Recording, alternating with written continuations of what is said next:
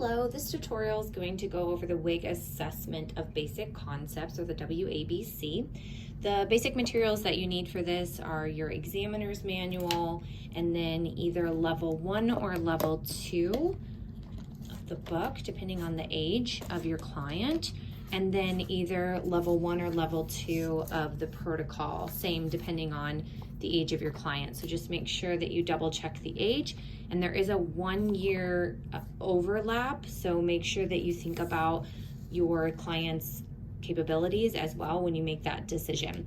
And something really fun that comes with this one as well is this nice little clipboard, so it's nice that that's included in the packet as well.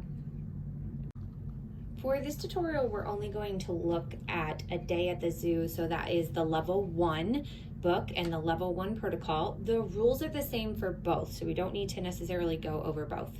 When you look at the protocol, you'll see that there's a receptive section and an expressive section. The way that you are to administer this test is you read from the page. So you would say, hello, what's new? Let's go to the zoo. And this one is your trial, just to prep your kid for the test. So you start with the receptive question, which dog is the mother? And then you wait. You want to make sure, just like any other receptive test, that you're not looking or pointing, gesturing in any way to the correct answer, because we want to make sure that the child is not following nonverbal cues, but actually has the receptive skill. If the child does in fact answer this receptive one correctly, you immediately go over to the expressive. So in this particular example, it says, you showed me the mother.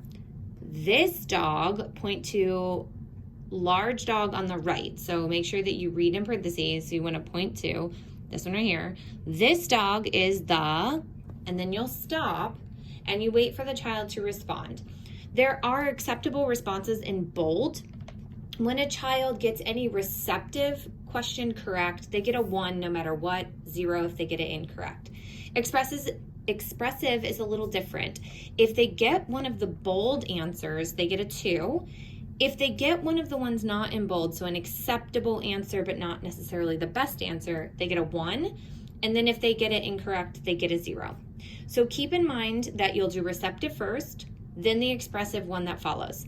If the child does not get the receptive question, you do not administer the expressive. You go directly to the next one. So just to give you an example, let's go to the actual testing. So you'll see down at the bottom corner, there's a 1 that corresponds to 1 here. You would read, walk this way with me, walk and you will see. And you will ask the child, which gate is closed? Wait, if the child gets it correct, you would say, you showed me closed. This gate, and then here it says point to the gate on the right, this gate is, and then wait for the child. So you can repeat this, and the rules in the manual also say that you can paraphrase or word things a little bit differently, so it doesn't have to be word for word with what's written here. So you can say to the child, can you tell me what this gate is? Which is not word for word, but you are permitted to do that. Now, once you've administered the test in its entirety, you will see that you'll have a sum of your subtotal here. You'll fill those in here, so just the total number that the child gets correct, and then those raw scores can be transferred over here. Additionally, what's really great about this test is that you can also break down the particular items by categories. So for example, if you go back and you look at number 9 asks the child about a square.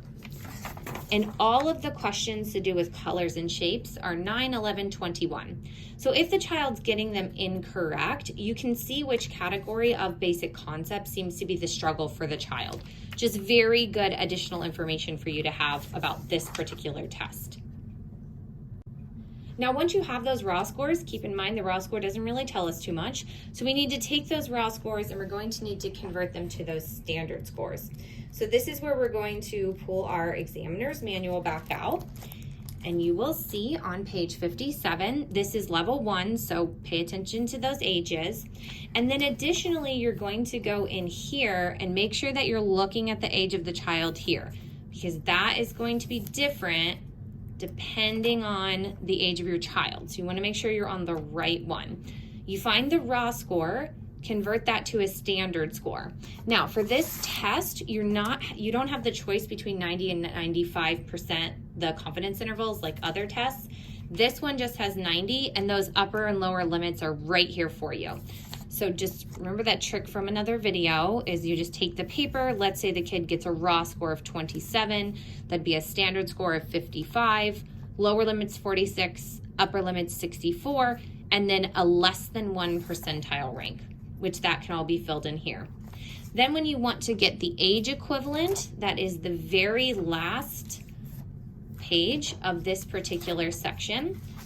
So you'll go, and that's the same for both of them. This is the age equivalent for level 2 on page 98. And then the age equivalent for level 1 is on page 80.